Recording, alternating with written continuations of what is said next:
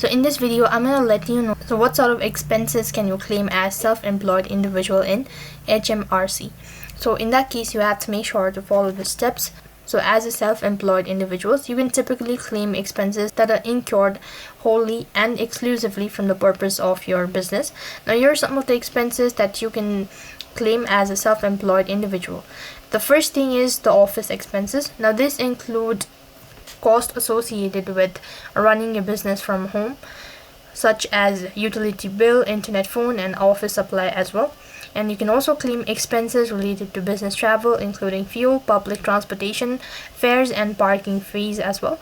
And you may also be able to claim a proportion of vehicle running cost if you use your own vehicle for business purpose. Likewise, if you rent or own a business premises, you can claim expenses such as rent, utilities, and insurance at the same time.